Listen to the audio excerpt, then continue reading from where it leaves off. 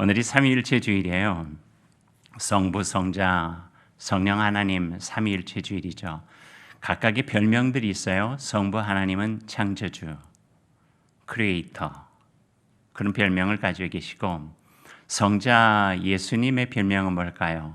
구원자, 리디머라고 하는 별명을 가지고 계세요. 성령님의 별명은 예수님께서 직접 지어주셨어요. 여러분이 알고 계시는 어떤 별명이죠? 보혜사. 보는 보호하시다, 은혜로우시다, 사는 스승사자.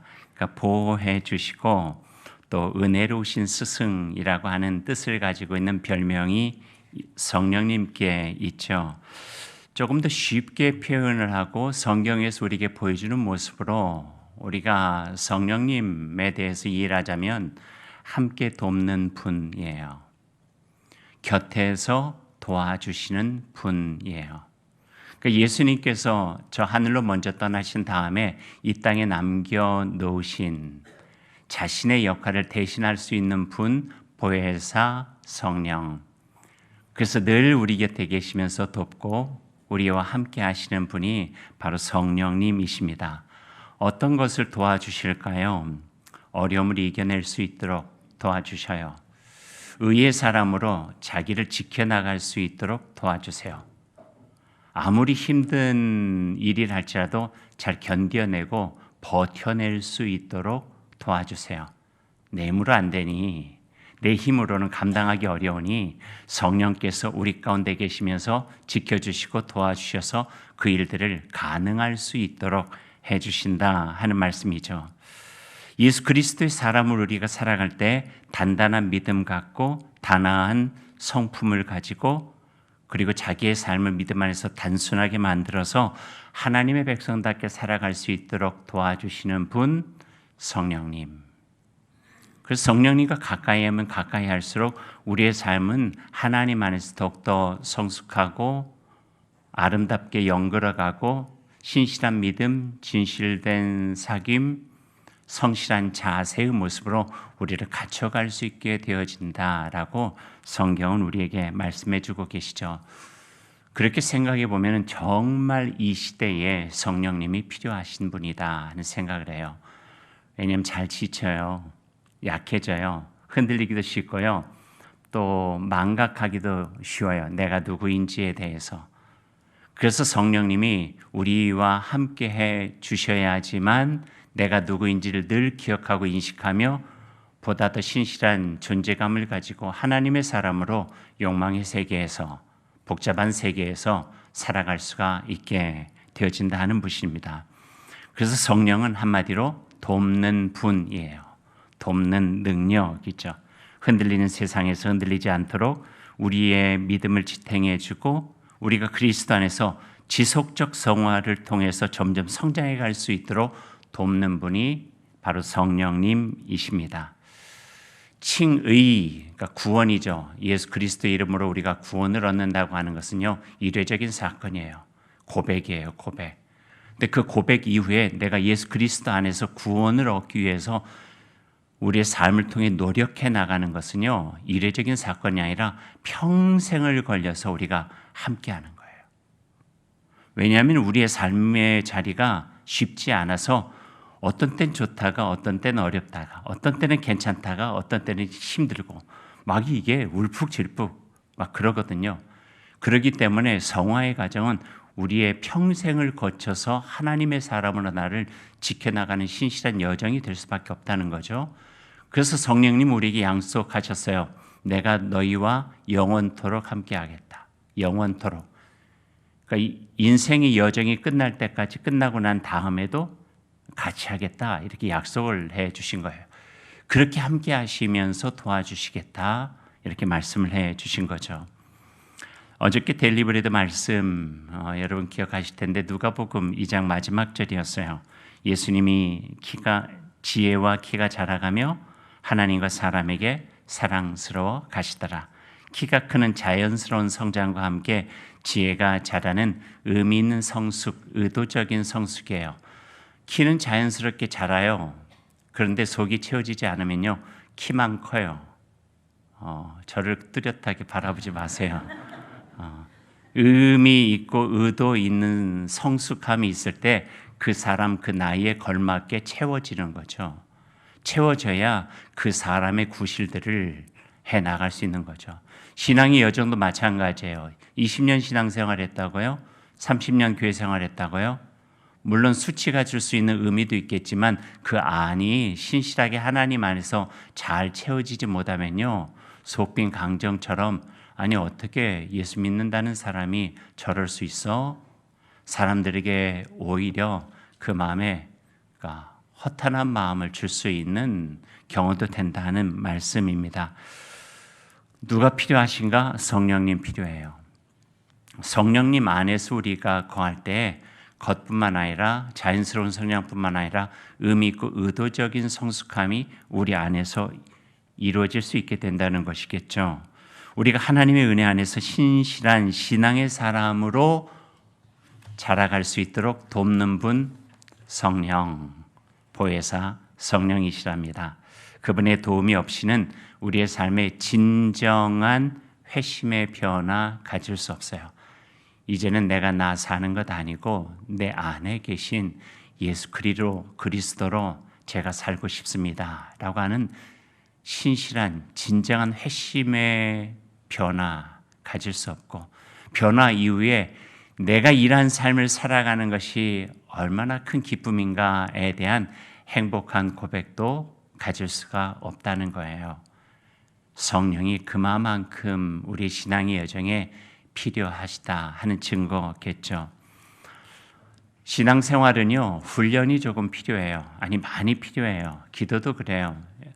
어떤 분들이 자주 저에게 기도에 대해서 이런 질문을 해요. 매일매일 똑같은 기도만 하게 되니까 힘들다는 거예요. 어제 한 기도 오늘 하고 오늘 한 기도 내일 하고 좀 기도를 바꾸고 싶다고. 그래서 제가 몇 가지를 이렇게 소개해 드렸어요. 첫 번째는 좋은 기도문 책을 드렸어요. 좋은 기도문을 가지고 읽고 필사해 보니 그 기도문 속에서 만난 좋은 단어들이 내 기도 속에 들어오는 거예요. 우리 몇 년 전에 우리의 기도로 1년간 우리 기도문 필사했던 적이 있었잖아요. 여러분 느끼셨을지 모르겠지만 저는 기도가 조금씩 바뀌어져 가는 것들을 보게 돼요. 때로는요, 제가 자주 사용하는 설교 중에 어떤 단어나 어떤 문장이 기도하시는 분이 그 문장과 단어를 사용하시는 것을 보게 됐어요. 예를 들자면 삼실신앙, 신실하게, 진실되게, 성실하게 이런 것도 마찬가지고, 견시한 믿음 갖게 해주시고, 우리의 삶의 뿌리가 깊게 해주시고 여러 가지.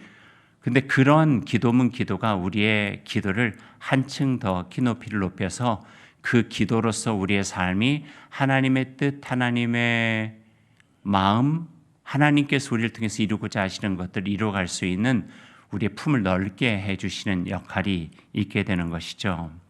예배도 훈련이에요. 예배를 드리는 것도 훈련이고요. 말씀으로 살아가는 것도 훈련이에요. 훈련이 자기 안에 잘 정착이 되어지고, 그리고 적절한 삶의 조화를 이룰 때 우리의 삶이 신앙의 삶에서 엇나가지 않고 엇갈리지 않고 꾸준하게 하나님의 사람으로 나를 연결어갈 수 있는 귀한 삶으로 살아갈 수 있게 되어진다 하는 것이죠. 어떤 분이 그런 일을 하시는가? 성령님. 예수 그리스도를 눈으로 우리가 볼 수 없는 이 시대를 예수님처럼 우리 곁에 계시면서 우리의 삶을 더욱더 신실하게 하나님의 자녀를 살아갈 수 있도록 도와주시는 분, 성령님. 성령 안에서, 그래서 우리는 자기 자신의 모습을 좀 돌아볼 필요가 있습니다.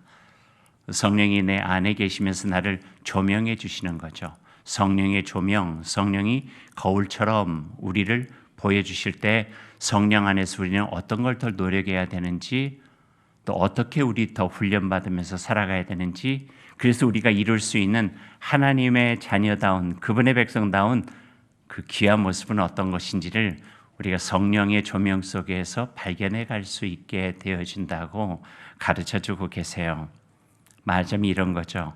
하나님과의 관계가 지금 내가 얼마나 친밀한지, 내가 드린 예배와 기도가 얼마나 진실된지, 매일매일 말씀을 묵상하며 그 은혜를 내 안에 채우고 있는지, 교회를 소중히 여기는지, 교회를 위해서 일하고 애쓰는 보람과 기쁨은 나의 삶에 있는지, 빛으로 소금으로 살아가려는 선한 마음이 내 안에 있어서 내 자신이 참 귀하고 든든하고 좋은지. 사람은요, 좋은 일을 하면 할수록 자기 자신의 가치가 높아져요. 선한 일을 하면 할수록 자신의 가치를 더욱더 귀해지고 높아질 수밖에 없어요. 누군가에게 좋은 일을 한번 하면요, 내가 꽤 괜찮은 사람이 된 것처럼 뿌듯하게 느껴지기도 해요. 그걸 차곡차곡 채우다 보면은 내 삶의 빈 구석들이 하나님, 예수 그리스도의 가르침과 삶, 성령의 도심을 통해서 채워져 가는 기쁨들, 채워져 가는 풍성함을 누릴 수 있게 되는 것이죠. 이게 하나님 안에서 누릴 수 있는 기쁨이요, 감사이기도 하고요. 그래서 우리가 함께 노력해야 될 부분은요, 조금 더 좋은 사람이 되기를 노력해야 돼요. 조금 더 선한 사람이 될 수 있도록 노력해야 돼요. 생각 속에 오늘 내가 나를 더욱더 선한 사람, 좋은 사람, 조금 신앙적으로 이야기하면은 하나님의 신실한 신앙인으로 살아가기 위해서 오늘은 내가 어떻게 살아갈까? 하루 일과를 시작하기 전에 그런 마음을 가지고 시작하게 되면 길 가다 넘어져 있는 아이도 그냥 지나칠 수가 없고요. 또 우리가 할 수 있는 일들이 눈에 띄게 돼요. 근데 그런 마음 준비가 되지 않으면 내 생각에 가득 차가지고 나도 모르게 이 세계의 일원이 된 이기적인 마음으로 그저 살아갈 수밖에 없다 하는 것이죠. 성령께서 하시는 일, 도와주는 일, 우리가 누구인가를 깨닫게 해주시는 일, 이게 성령의 일 중에 하나입니다. 바울 사도가 디도에게 주신 말씀 하나를 제가 소개해 드릴게요. 디도서 3장 6절에서 8절 말씀을 요약하면 이렇게 요약해 볼 수가 있어요. 여러분 한번 잘 들어보세요. 우리 주 예수 그리스도로 말미암아 우리에게 그 성령을 풍성히 부어주사 하나님을 믿는 자들로 하여금 선한 일을 힘쓰게 하려 함이라. 이것은 아름다우며 사람들에게 유익하니라. 이거예요. 좋죠.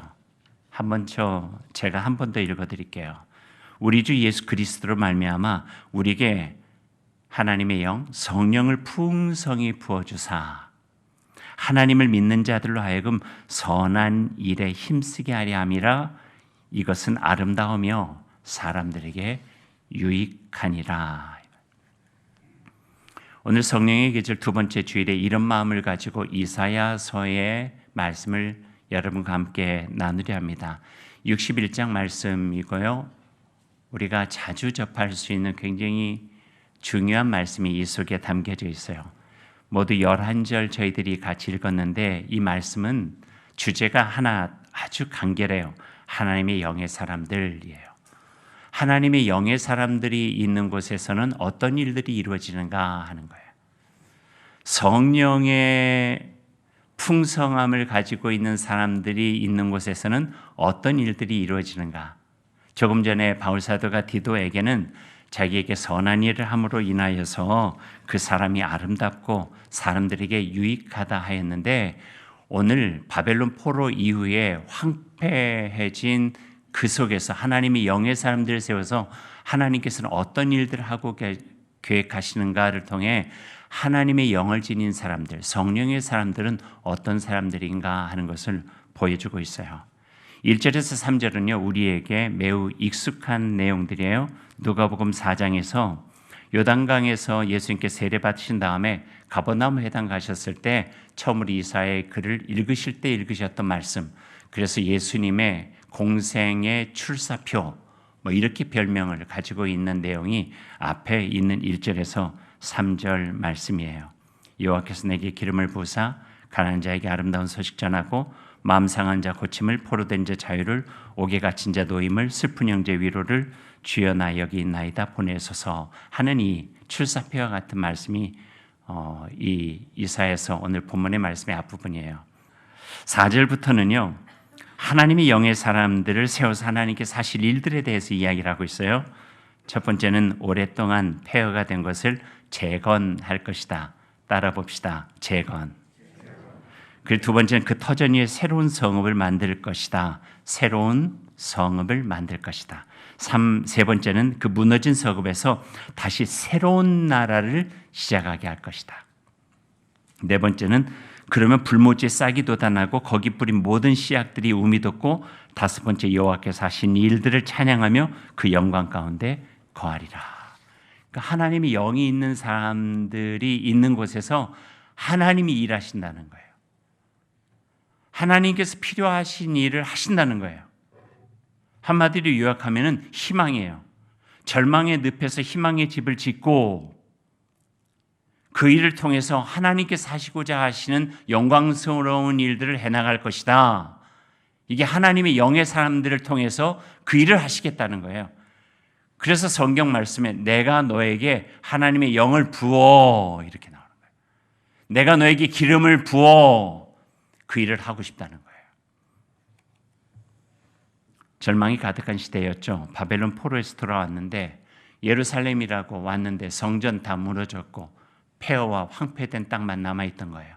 실망하기 좋겠고 절망하기 좋겠고 이 땅에서 하나님께서는 우리를 보내서 무엇을 하라고 하신 것일까 의심하고 원망하고 보여지는 상황 속에서 좌절하기 너무나도 쉬운 상황이었어요. 근데 하나님께서 하신 말씀은 그 상황을 바꾸게 막 거기서 막 풀이 돋아나게 만들고 모든 것들이 기적처럼 만들어지는 게 아니라 내가 너에게 나의 영을 부어주겠다. 그러면 그 영의 힘으로 성령의 능력으로 하나님의 영의 힘으로 너희들이 원하고 내가 바라는 그 일들을 해나갈 수 있을 것이다. 이렇게 격려해 주고 계시는 거죠. 그리고 느헤미야서를 읽어보고 에스라서를 읽어보고 쭉 읽어보면 그 일들이 그대로 되어지는 것을 우리가 보게 됩니다. 하나님의 역사는 바로 이런 하나님의 영을 지닌 사람들 통해서 이루어진다는 거예요. 바벨론 포로기가 아니라 할지라도 조금 전에 바울 사도가 디도에게 말씀해 주신 것처럼 우리의 삶의 자리를 아름답게 가꾸는 일, 다른 이들을 더욱더 유익하게 만드는 일, 하나님의 영을 가지고 있는 사람을 통해서 하나님께서 하시겠다 하시는 그런 약속을 주시는 거죠.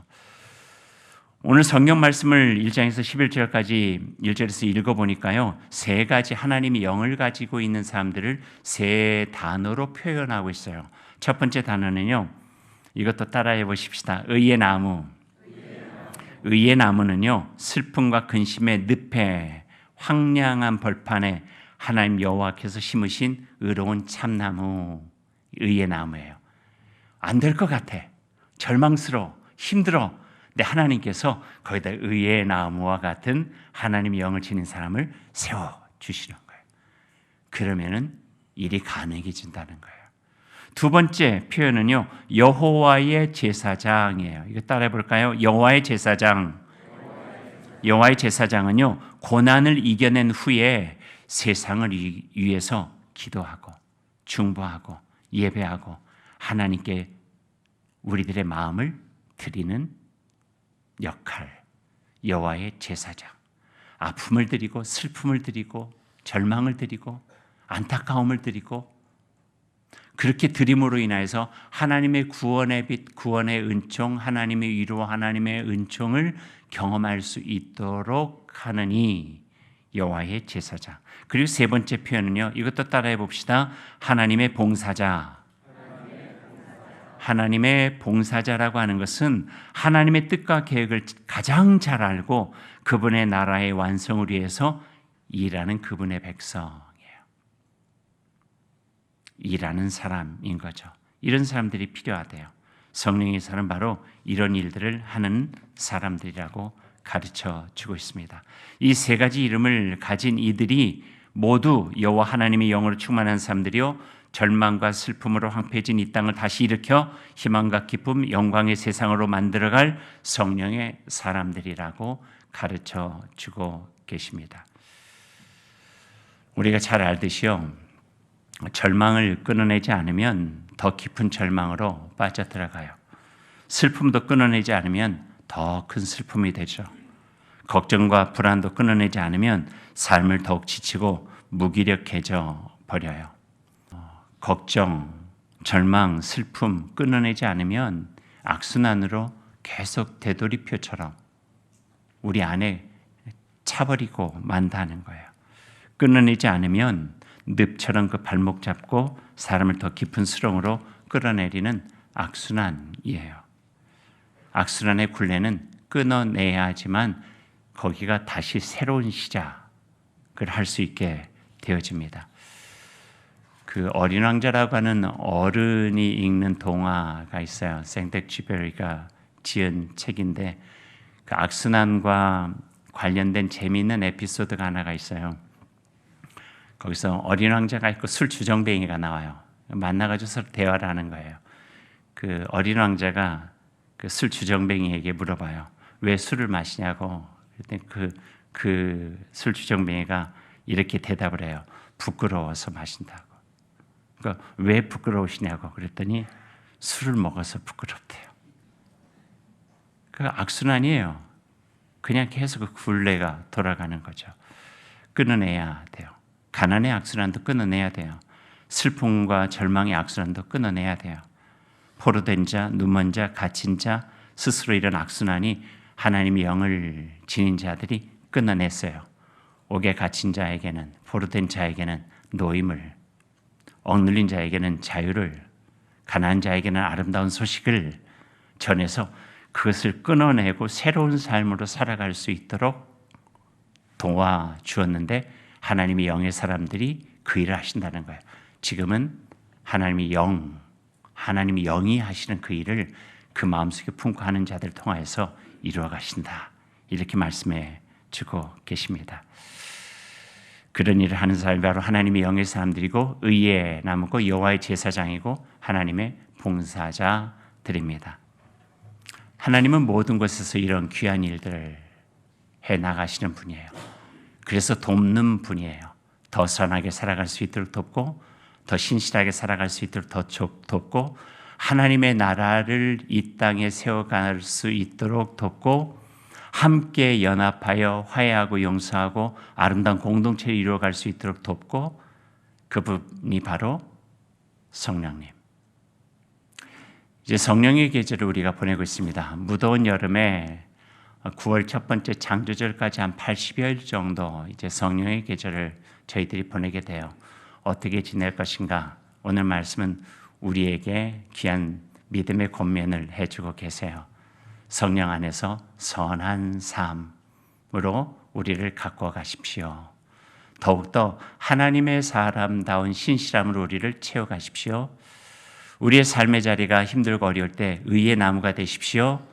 아프고 힘들고 절망스럽고 낙심하고 있는 곳에 여호와 하나님의 제사장으로서 중보하며 기도하고 그들을 향하여 하나님께 예배할 수 있는 마음을 가지십시오. 그리고 하나님의 뜻을 그 누구보다도 더 깊게 깨달은 자로서 하나님의 봉사자로 살아가십시오. 이러한 성령님과 함께하는 권면이 우리의 삶을 더욱더 풍요롭게 만들고 빈약한 영혼으로 살아가는 욕망의 세계에서 하나님의 풍성한 영으로 살아가는 하나님의 신실한 백성 될 수 있기를 간절히 소망합니다.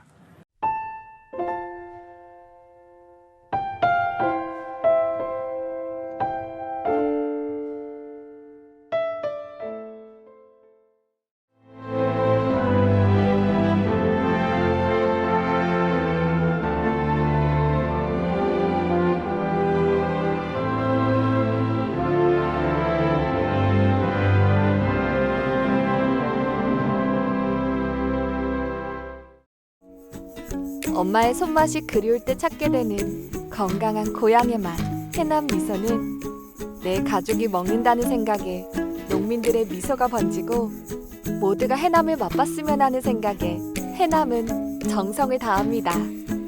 해남을 맛보고 싶은 누구나 따뜻하고 건강한 해남의 맛을 보면 미소가 번집니다.